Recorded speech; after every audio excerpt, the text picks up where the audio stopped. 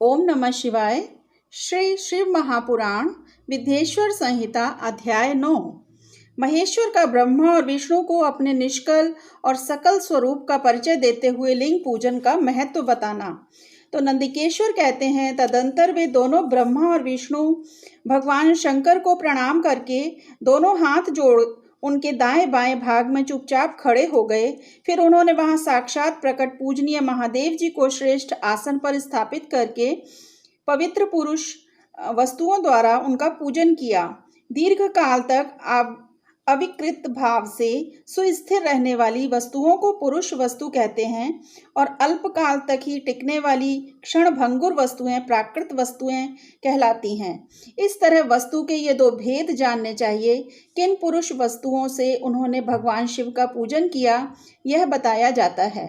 हार, नूपुर, केयूर, किरीट, मणिमय कुंडल, यज्ञोपवीत, उत्तरीय वस्त्र, पुष्पमाला, रेशमी वस्त्र, हार, मुद्रिका, पुष्प, तांबूल, कपूर, चंदन एवं अगरु का अनुलेप, धूप, दीप, श्वेत क्षत्र, व्यजन, ध्वजा, चंवर तथा अन्यान्य दिव्य उपहारों द्वारा जिनका वैभव वाणी और मन की पहुंच से परे था, जो केवल पशुपति के ही योग्य थे और जिन्हें पशु बद्ध जीव कदापि नहीं पा सकते थे, उन दोनों ने अपने स्वामी महेश्वर का पूजन किया। सबसे पहले वहां ब्रह्मा और विष्णु ने भगवान शंकर की पूजा की। इससे प्रसन्न हो भक्ति पूर्वक भगवान शिव ने वहां नम्र भाव से खड़े हुए उन दोनों देवताओं से मुस्कुराकर कहा, महेश्वर बोले, पुत्रों, आज का दिन एक महान दिन है। इसमें तुम्हारे द्वारा जो आज मेरी पूजा हुई है, इससे मैं तुम लोगों पर बहुत प्रसन्न हूँ। इसी कारण यह दिन परम पवित्र और महान से महान होगा। आज की यह तिथि शिवरात्रि के नाम से विख्यात होकर मेरे लिए परम प्रिय होगी। इसके समय में जो मेरे लिंग आकृति से रहित निराकार स्वरूप के प्रतीक मूर्ति, सकल साकार रूप के प्रतीक विग्रह की पूजा करेगा, वह पुरुष जगत की सृष्टि और पालन आदि कार्य भी कर सकता है।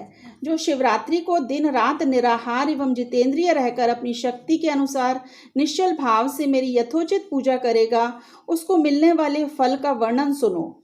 1 वर्ष तक निरंतर मेरी पूजा करने पर जो फल मिलता है, वह सारा फल केवल शिवरात्रि को मेरा पूजन करने से मनुष्य तत्काल प्राप्त कर लेता है। जैसे पूर्ण चंद्रमा का उदय समुद्र की वृद्धि का अवसर है, उसी प्रकार यह शिवरात्रि तिथि मेरे धर्म की वृद्धि का समय है। इस तिथि में मेरी स्थापना आदि का मंगलमय उत्सव होना चाहिए। पहले मैं जब ज्योतिर्मय स्तंभ रूप से प्रकट हुआ था, वह समय मार्गशीर्ष मास में आर्द्रा नक्षत्र से युक्त पूर्णमासी या प्रतिपदा है। जो पुरुष मार्गशीर्ष मास में आर्द्रा नक्षत्र होने पर पार्वती सहित मेरा दर्शन करता है अथवा मेरी मूर्ति या लिंग की ही झांकी करता है, वह मेरे लिए कार्तिकेय से भी अधिक प्रिय है। उस शुभ दिन को मेरे दर्शन मात्र से पूरा फल प्राप्त होता है। यदि दर्शन के साथ साथ मेरा पूजन भी किया जाए तो इतना अधिक फल प्राप्त होता है कि उसका वाणी द्वारा वर्णन नहीं हो सकता। वहां पर मैं लिंग रूप से प्रकट होकर बहुत बड़ा हो गया था, अतः उस लिंग के कारण यह भूतल लिंग स्थान के नाम से प्रसिद्ध हुआ। जगत के लोग इसका दर्शन और पूजन कर सकें, इसके लिए यह अनादि और अनंत ज्योति स्तंभ अथवा ज्योतिर्मय लिंग अत्यंत छोटा हो जाएगा। यह लिंग सब प्रकार के भोग सुलभ कराने वाला तथा भोग और मोक्ष का एकमात्र साधन है। इसका दर्शन, स्पर्श और ध्यान किया जाए तो यह प्राणियों को जन्म और मृत्यु के कष्ट से छुड़ाने वाला है। अग्नि के पहाड़ जैसा जो यह शिवलिंग यहाँ प्रकट हुआ है, इसके कारण यह स्थान अरुणाचल नाम से प्रसिद्ध होगा। यहाँ अनेक प्रकार के बड़े बड़े तीर्थ प्रकट होंगे। इस स्थान में निवास करने या मरने से जीवों का मोक्ष तक हो जाएगा। मेरे 2 रूप हैं, सकल और निष्कल। दूसरे किसी के ऐसे रूप नहीं हैं। पहले मैं स्तंभ रूप से प्रकट हुआ, फिर अपने साक्षात रूप से। ब्रह्म भाव मेरा निष्कल रूप है और महेश्वर भाव मेरा सकल रूप है।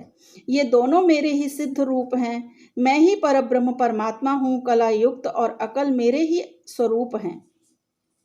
ब्रह्म रूप होने के कारण मैं ईश्वर भी हूँ। जीवों पर अनुग्रह आदि करना मेरा कार्य है। ब्रह्मा और केशव, मैं सबसे बृहत और जगत की वृद्धि करने वाला होने के कारण ब्रह्म कहलाता हूँ। सर्वत्र समरूप से स्थित और व्यापक होने से मैं सबका आत्मा हूँ। सर्ग से लेकर अनुग्रह तक जो जगत संबंधी 5 कृत्य हैं वे सदा मेरे ही हैं, मेरे अतिरिक्त दूसरे किसी के नहीं हैं, क्योंकि मैं ही सबका ईश्वर हूँ। पहले मेरी ब्रह्म रूपता का बोध कराने के लिए निष्कल लिंग प्रकट हुआ था, फिर अज्ञात ईश्वरत्व का साक्षात्कार कराने के निमित्त में साक्षात जगदीश्वर ही सकल रूप में तत्काल प्रकट हो गया। अतः मुझ में जो ईशत्व है उसे ही मेरा सकल रूप जानना चाहिए, तथा जो यह मेरा निष्कल स्तंभ है वह मेरे ब्रह्म स्वरूप का बोध कराने वाला है। यह मेरा ही लिंग और चिन्ह है। तुम दोनों प्रतिदिन यहाँ रहकर इसका पूजन करो। यह मेरा ही स्वरूप है और मेरे सामीप्य की प्राप्ति कराने वाला है। लिंग और लिंगी में नित्य अभेद होने के कारण मेरे इस लिंग का महान पुरुषों को भी पूजन करना चाहिए। मेरे एक लिंग की स्थापना करने का यह फल बताया गया है कि उपासक को मेरी समानता की प्राप्ति हो जाती है। यदि एक के बाद दूसरे शिवलिंग की स्थापना कर दी गई तब तो उपासक को फल स्वरूप से मेरे साथ एकत्व सायुक्ष्य मोक्ष रूप फल प्राप्त होता है। प्रधानतया शिवलिंग की ही स्थापना करनी चाहिए। मूर्ति की स्थापना उसकी अपेक्षा गौण कर्म है। शिवलिंग के अभाव में सब ओर से सवेर मूर्ति युक्त होने पर भी वह स्थान क्षेत्र नहीं कहलाता। ओम नमः शिवाय।